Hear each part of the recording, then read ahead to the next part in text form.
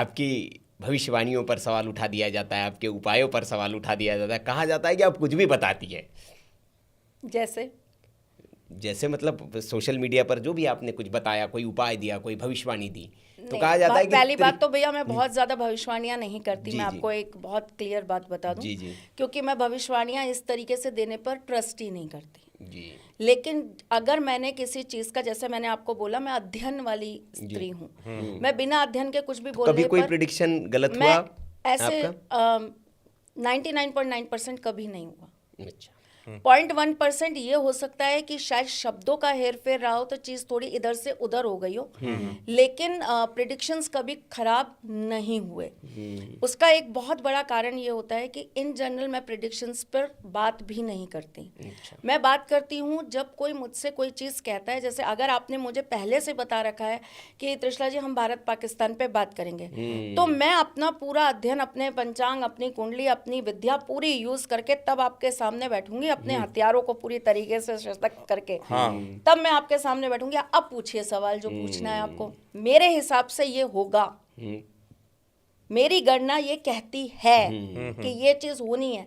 जैसे अभी मैंने एक पॉडकास्ट किया तो उसमें उन्होंने कहा था कि हम आपसे ना कुछ आने वाले अभी कोई वो होने वाला है, T20 वर्ल्ड कप होने वाला है, तो उन्होंने हम T20 वर्ल्ड कप पे बात करेंगे। मैंने कहा देखो मैं बिल्कुल तैयार होके नहीं आई हूँ, आप इंस्टेंट मुझसे कोई सवाल पूछ रहे, मैं जवाब नहीं दूंगी। तो बोले आप मैम, मैं अगर आपको आधा घंटा दूं तो आप कुछ देख पाओगे? मैंने कहा भाई मैं 50-50 की कैलकुलेशन दूंगी। हाँ सही बात है। मैं संभावित कैलकुलेशन दूंगी, मैं आपको बिल्कुल 100% वाली कैलकुलेशन नहीं दूंगी, क्योंकि आप मुझसे इंस्टेंट पूछ रहे हैं। इसके लिए एक तरीका होता है, आपको अपने आराध्य से, अपने गुरु से पहले उस चीज़ की इजाज़त लेनी पड़ती है कि क्या मैं ये चीज़ कर सकती हूँ या नहीं कर सकती हूँ। मैं बहुत जगह भी बोल चुकी हूँ, आज आपके भी पॉडकास्ट के माध्यम से बोलती हूँ, मैं कृष्ण भक्त हूँ और मैं ये बिल्कुल भी नहीं भूलना चाहती कि मेरे श्री कृष्ण ने सहदेव को इस चीज़ के लिए सख्त हिदायत दे दी थी कि बेशक तुम बहुत अच्छे ज्योतिषी हो, बहुत अच्छे तांत्रिक हो, तुम्हें सब कुछ पता है, तुम्हें ये भी पता है कि कल अभिमन्यु चक्रव्यूह के लिए जाएगा और वो वहाँ से वापस नहीं आएगा, लेकिन चूंकि ये मेरी नियति है और ये विधान में लिखा है, तो तुम मेरे और विधान के बीच में नहीं आओगे, तुम नहीं बोलोगे, और अगर तुमने बोलने की कोशिश की तो याद रखना मेरा सुदर्शन सबसे पहले तुम्हारा गला काटेगा। जबकि उनको ज्योतिष की विद्या देने वाले भी श्री कृष्ण हैं, उनको अनगिनत साधनाएं सिखाने वाले भी श्री कृष्ण हैं। तो जब मैं अपने गुरु को ये जानती हूं कि वो अपनी चीजों में हस्तक्षेप नहीं चाहते, मेरे पास बहुत लोग आते हैं जो कहते हैं आप बताइए ना कितने पैसे लेंगी, ये काम तो होना है। तो मैं उनसे यही कहती हूँ, मेरे ठाकुर जी ने मना कर दिया, मतलब मना कर दिया।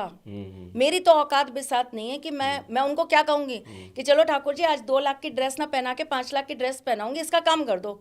ये रिश्वत इंसानों में चलती है, भगवान में नहीं। जी। तो मेरा त्रिशला जी ये था कि जैसे आपने कहा मैच से ही आपने बात की, क्या इस तरह के प्रिडिक्शंस किए जा सकते हैं? क्योंकि मैच में 12 खिलाड़ी, अलग अलग देश, क्या ये संभव है?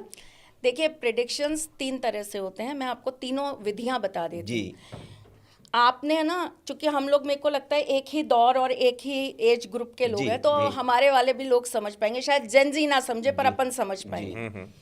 जिस समय गायनीज डॉक्टर नहीं हुआ करते थे, जहाँ जगह जगह हॉस्पिटल नहीं हुआ करते थे, वहाँ पे ना दाइयाँ हुआ करती थी, घर में डिलीवरी होती थी, घर में डिलीवरी होती थी। घर की एक कोई बड़ी बुजुर्ग या घर की 2-3 लेडीज इतनी एक्सपर्ट होती थी कि 7-7 8-8 बच्चे घर में पैदा करा देती थी और लेडीज को किसी तरह की कोई ऐसे हार्म नहीं होता था। कोई एक आधी केस बिगड़ जाए तो बात अलग है, वो तो डॉक्टर्स का भी बिगड़ता है। उनको कौन सा मेडिकल नॉलेज था?